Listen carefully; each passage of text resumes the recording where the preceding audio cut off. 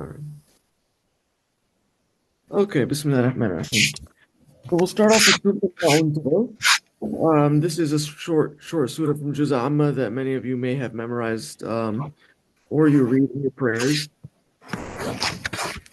But of course, every chapter in the Quran, even if it's a small chapter, right? We've learned from Qul Huwallahu Ahad and Surah Al-Asr that even the small verses and the small chapters have great meaning, and you could talk, you know, you could spend days or weeks just learning, one verse in the Quran. So, okay, Bismillah ar-Rahman ar-Rahim.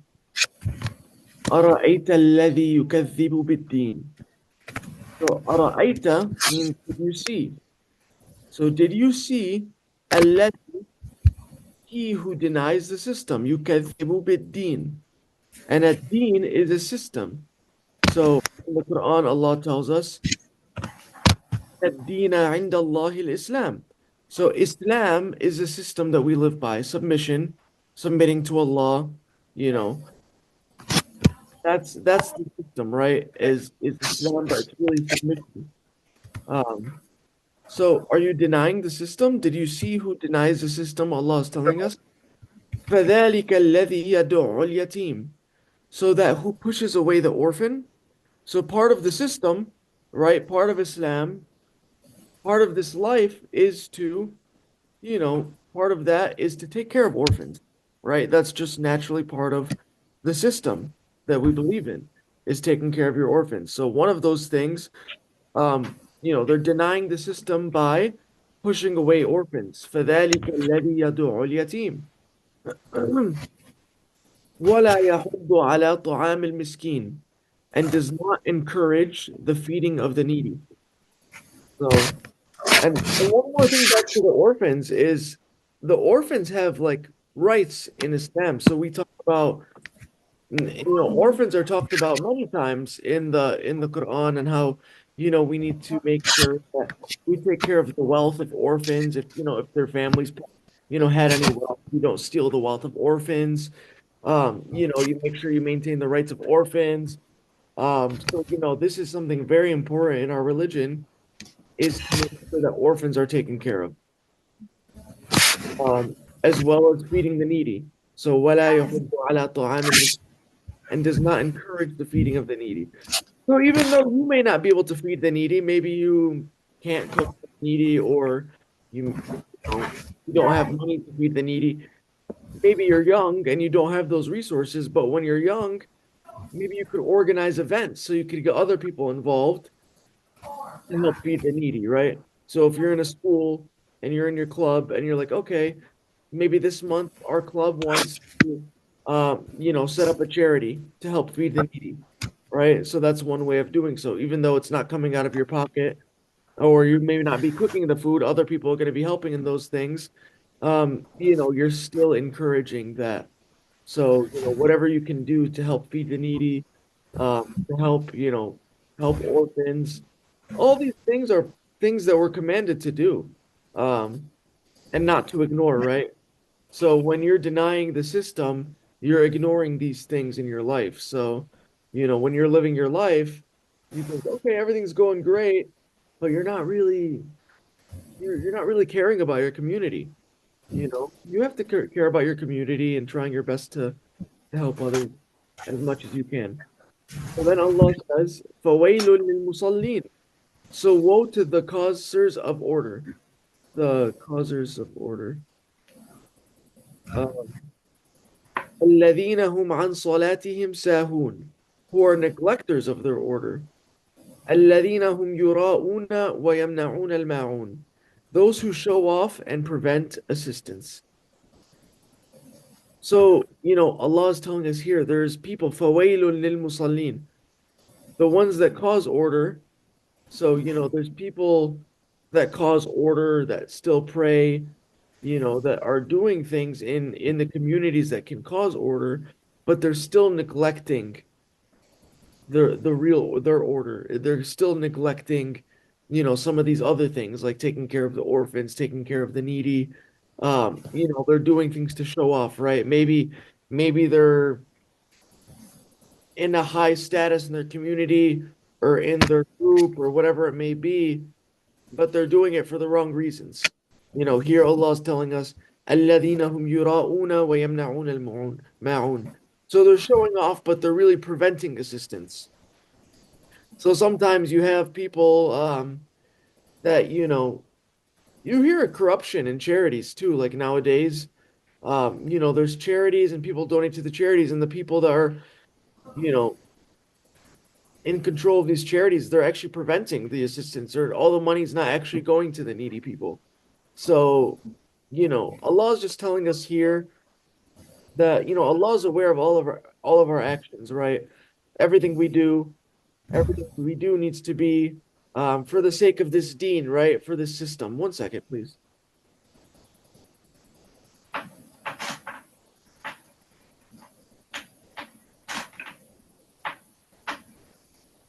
Okay, sorry. Um,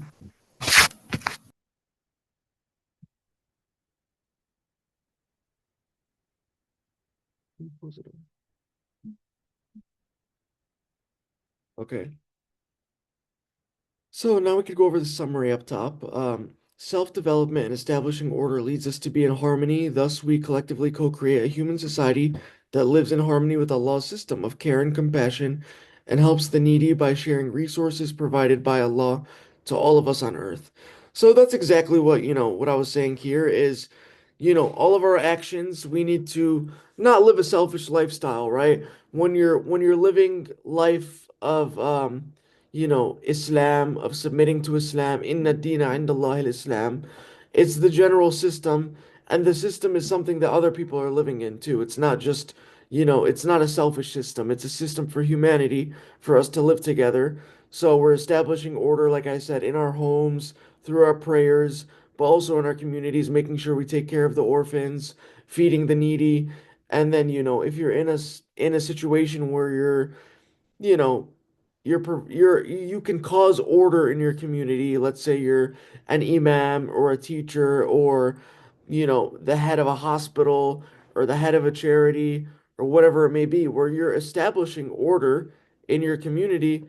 Make sure you're establishing order the right way. You're not neglecting the system that Allah commands us to live by, which is like I said, providing to the needy, taking care of the orphans, and doing as much good as you can, and not doing things to show off or just because you're getting a high salary or whatever it may be, and remembering وَيَمْنَعُونَ الْمَعُونَ and preventing assistance. So, basically, al-ma'un is assistance. So, this surah is the chapter of the chapter al-ma'un is translated to the assistance. So, وَيَمْنَعُونَ is preventing. Al-ma'un, assistance. Right?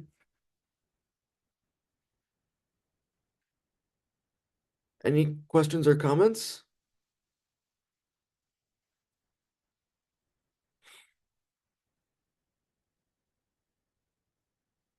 Nothing? What does فَوَيْلٌ mean? فَوَيْلٌ لِلْمُصَلِّينَ.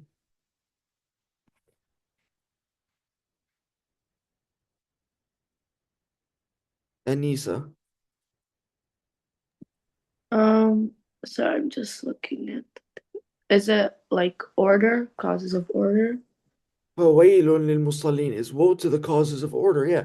So Allah here is addressing the people that are al-musallin, basically. It's not the people that are not praying or establishing order.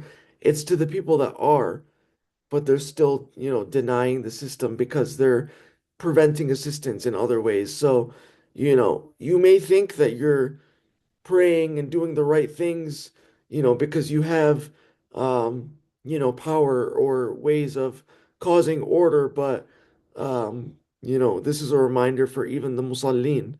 فَوَيْلٌ لِلْمُصَلِّينَ الَّذِينَ هُمْ, those of whom have neglected their order. عن صلاتهم ساهون, because it says عن صلاتهم, they have neglected their order. So it's addressing the people that are causes of order, right? Because we said al-musallin is not only the people that pray, but it's establishing order in your communities, right? Because that's what prayer is meant to do, is establish order in your life spiritually, mentally, physically, in your community, in your house, outside your house. So, it's not really addressing the people that are not praying or establishing order. Um, so this is a good reminder for all of us.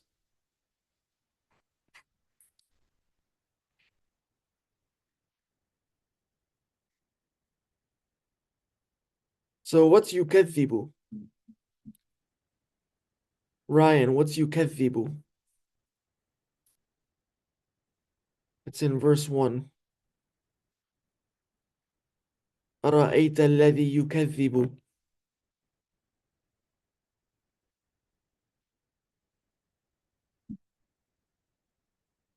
Do you see my screen in the translations?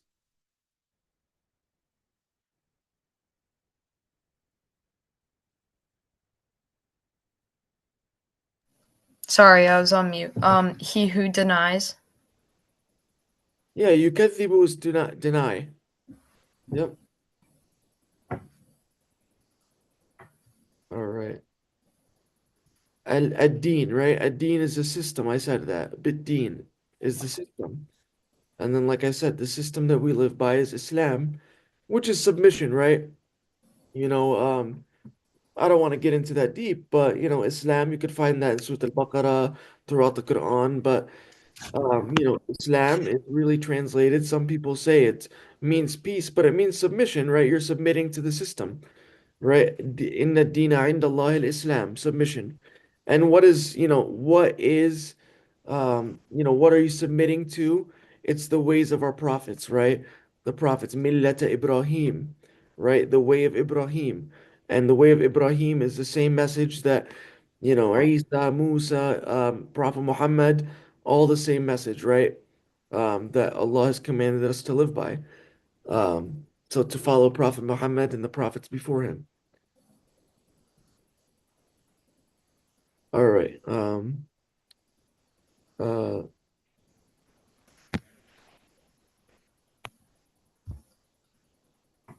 so يدعو فذلك الذي يدعو اليتيم.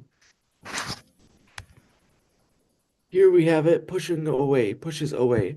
Al-yatim is the orphan. So that's what yatim is the orphan. And if you don't have these handouts, I'll make sure they're emailed out. I'll request that after this. Okay, يحض. So ولا يحض على طعام المسكين. So طعام المسكين is feeding the needy. So wala means and does not. يحض is encourage. على the feeding of the needy. So encourage. طعام we said is the feeding. طعام is food. So al-miskin is the needy. So please write these down as I'm going through them. Salatihim is basically their prayers, but it's really the causes of on salatihim is here it's translated to their order, right? So however their order is, whether it's prayers or I would just say their order / their prayers, right? Um, Sahun is neglectors, or they neglected.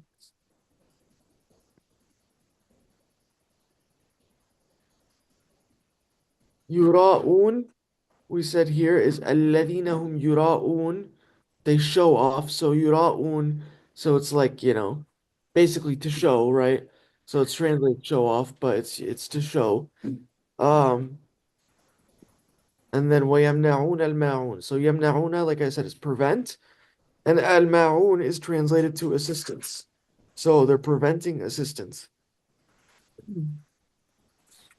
So Allah is warning us about the people that prevent assistance when they have power to establish order.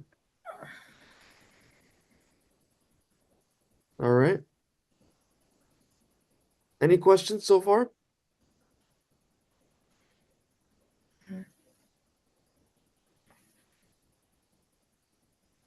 All right. Okay, Bismillah ar-Rahman ar-Rahim. We'll move on to Surah Al-Sharh now. Alam nashrah laka sadrak. So, have not we brought in for you your core or your chest, your core? وَوَضَعْنَا عَنْكَ وِزْرَكَ, and laid down from you your burden. الَّذِي أَنْقَضَ ظَهْرَكَ, which caused your back to bend. وَرَفَعْنَا لَكَ ذِكْرَكَ, and have raised high for you your memory. فَإِنَّ مَعَ الْعُسْرِ يُسْرًا, so indeed with difficulty comes ease. إِنَّ مَعَ الْعُسْرِ يُسْرًا, indeed with difficulty comes ease. فَإِذَا فَرَغْتَ فَانْصَبْ, so when you emptied, so set up. وَإِلَى رَبِّكَ فَارْغَب, and to your Rabb, so longing. So what I like about this surah and other surahs that we've went through is when Allah wants to talk to us about Allah's power, Allah's knowing, Allah's mercy, His wisdom. He always compares things like His creation and things He's already done for us to then basically help us think about those things before we think about our hardships. Because sometimes when you have hardships, you start thinking in a negative state, like, why is this happening to me? Or, how can I get out of this problem or this thing that happened to me?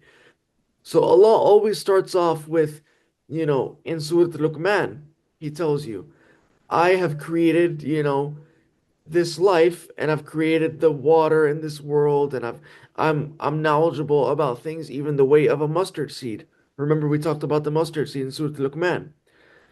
And then he tells you, basically, this is my wisdom, right? So, have faith in my wisdom. Don't lose faith. Remember when you're going, standing up for the truth, right? Not believing in the falsehood. And don't let your faith be shaken by the people that try to spread falsehood. And here Allah is doing the same thing, right? Allah is telling us, Alam nashrah, have we not brought into you your core, laka sadrak, wa wada'na anka wizrak, and laid down from you your burden, alladhi anqadha dhahrak, which caused your back to bend. So this is really, a dialogue with Prophet Muhammad, and we could go, I guess it's here. Um, it says in Surah Al-Sharh, you might think the dialogue is with Prophet Muhammad, but it's really general for all people to the reader. I mean, I think it is for Prophet Muhammad, right? But Allah tells us these stories because it's not just it's not just for the prophets, right? I mean, all of the stories that we learn about the prophets are stories for us to learn from as well. They're just examples, right? They're just stories. And that's what's in Surah Yusuf. Allah tells us, this is one of the best stories, Ahsan al-Qasas, but it's for us to learn from, right? All these stories of our prophets is to learn from them for us, for our own personal experience. So, whether this is to Prophet Muhammad or not, Allah is telling us that, He has expanded our chest. Um, it says here, expanding your chest, as in taking a deep breath, helps you relax and get rid of your stress, burdens, okay, psychological issues. Psychologically, you get rid of toxins and you get rid of problems. Okay. Um, and that's in Surah. We talked about that with Surah Musa, I believe, where Musa makes the call to Allah. Rabbi shrah li sadri, so Allah, please expand my chest, right? Wayassir li amri, so really taking in a deep breath, breathing exercises can help you with stress and your burdens and can help you with your problems. But I really wanted to touch on the fact that Allah always provides us examples of how He helped us in the past, right? How He's done things from us, how He's created us So to not lose faith. So then when Allah tells us with certainty, He says, وَرَفَعْنَا لَكَ ذِكْرَكَ, and raised high for you your memory. فَإِنَّ مَعَ الْعُسْرِ يُسْرًا. So indeed with difficulty comes ease. And again, Allah says it again. إِنَّ مَعَ الْعُسْرِ يُسْرًا. Indeed with difficulty comes ease. So basically, this verse 5 and 6 is repeated twice. He's repeating, with difficulty comes ease, two times. فَإِذَا فَرَغْتَ فَانصَبْ وَإِلَى رَبِّكَ فَارْغَب. So Allah is promising us here that with every difficulty in our life, will eventually come ease, right? Um, and that's what again with the story of Musa. Musa asked Allah, he said, "This is a big task for me." When Allah called upon him to go face Fir'aun, this is a big task for me. And then, Musa expressed fear in the surah, right? In the stories that we learn about Musa. So Allah then reminded Musa about his life, how, he helped him from a young age, you know, he protected him from a young age. Then, he faced some challenges where, he struck a man and Allah saved him in that situation. So, when you learn the story of Musa, Allah gives Musa examples. Have I not helped you in your life before? Have you not been through these challenges before? So, don't have fear. Continue with your life. You know, breathe. Remember Allah. Seek guidance. Seek your brother for help. So he asked his brother Harun for help as an advisor. So, Allah is telling us here that you can get through your difficulties and eventually they'll become easy. Um, so let me go through this summary to make sure I didn't miss anything. So the word sharh comes in the Quran 5 times. Al-An'am, An-Nahl, Taha, Zumur, and Ash-Sharh. Okay. The opposite of Sharh al-Sadr, which is the expansion of your chest or your core, um, is Dhiq al-Sadr, so the tightness of the chest. Sometimes we understand the meaning of the word by its opposite. Like when we have a steak, it's too thick. We say, sharh al-lahm. So too thick. So we want to okay. So the word sharh is to expand. The opposite of expansion is contraction. Okay. In Sut al-Sharh. Okay, I already went through these here. So I think the biggest message here for you in this surah is to remember with every difficulty comes ease, and Allah is promising us that, but we need to work on the expansion of the chest. So breathing, sometimes if you have anxiety, stress, you're going through a tough time, sometimes you need to breathe, live in the present, and and really it will help you relax. And the opposite of breathing and expanding your chest is tightness in your chest and not breathing. So, the tightness of your chest could cause that stress. So just remember, Allah is here for us. Allah has helped us in the past, and Allah will help us in the future. When you think of these verses. So what do we got here? We got more. So it's 11:30. Okay, we still got time.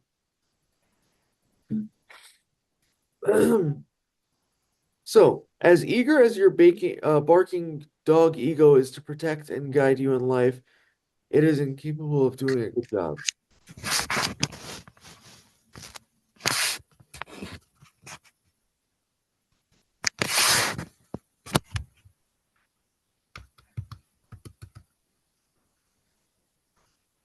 Yeah, I don't want to read through all this, but you guys could read through this when the notes are sent to you. But I think the general message is, basically you need to help yourself through the breathing, like I mentioned, like, relax your mind, um, whether it's meditation or your 5 daily prayers, when you pray in the morning, pray at night. I mean, these are lessons we've talked about over the past, since we started in September, right? Is working on yourselves, praying, breathing, meditating, having faith in Allah, every tough time, it may be tough in the moment, but tough times pass, with faith, right? Don't let your faith be shaken by anyone or any situation, because that's the life we live, right? Life is not supposed to be easy. It's supposed to help us grow, through our experiences. So, we have good experiences, and we're supposed to learn from good experiences, and remain humble and remain grateful, and happy. And then through the tough times, you may not be happy, right? Happiness is not, nobody's 100% happy 100% of the time. I mean, that's just life, right? You go through mood changes, but it's all about how you learn from your experiences and move on in your life, right? Um, and that's why I actually just went to um, the Friday prayer this past week, and I liked one of the points that the person gave the khutbah said. He said, the topic was marriage, and he said, people say, "Oh, if I get married, I'll be happy." But marriage is not going to make you happy. It doesn't make you a happy person, right? Happiness is temporary, right? I could be happy in this moment, and then in 10 minutes, I may not be unhappy, I may not be angry, but we go through mood changes, right? I mean, like I even have a picture on my kid's wall. It's like, a sign. It's like happy face, sad face, angry face. Like we all have feelings, right? You're not going to be happy all the time. So you can't do things in life saying, "Oh, this will make me happy." Like that's not the motive, right? You don't get married to make you happy. You get married for someone to help you on your journey of life, right? So you can help each other grow, so you can help through your experiences, right? I mean, that's just part of it, right? I'm not talking about the topic of marriage, but I did like that lesson how, you know, it's not really like, yes, the goal is to be happy all the time, but at the end of the day, Allah and the stories of our prophets and in the Quran, the purpose is to make sure that we remain steadfast in our faith, right? Regardless of our emotions, um, we basically remain certain in our faith. We remain, what's the word I'm looking for? On the right path, basically. So sometimes if you're angry, when you're angry, you could do bad things, whether it's getting into fights or doing something that you typically wouldn't do when you're angry. So that's the purpose of our faith, right? Is to help ground us in these situations. And if you're stressed, right? Stressed is another emotion. Allah is telling us here, breathing, go through these breathing exercises, go through your prayers, um, remembering that, the difficult time will pass. Allah is promising us that every difficulty comes with ease following it. Um, so, this is kind of the big message I want to give is to make sure that you are, um, working on yourselves in these situations. And this is a big, I mean, you'll see this, right? Like even people that don't really study the Quran, like you guys do a great job every week. You're studying the Quran, you're going through. But like even if you go on social media, right? This is like these are the big verses that everybody likes to share, which is beautiful about our religion, right? These are very simple verses that you could always remember. Is فَإِنَّ مَعَ الْعُسْرِ يُسْرًا إِنَّ مَعَ الْعُسْرِ يُسْرًا. Like you'll see this all over. With every difficulty comes ease. So it's a reminder for us and to remind others. Like if you have people going through a tough time, in life, tough times they pass, right? And what's the other I can't think of the verse off the top of my head, but one of the blessings I would say, some people say it's they don't like to forget things, but one of the blessings is to forget. Like human nature is we forget things. So sometimes we forget good memories, but sometimes we forget bad memories too. So like maybe something bad happened to you 5 or 10 years ago and you forgot about it. That's a blessing because if you forgot about a bad memory, you're not letting it affect you anymore.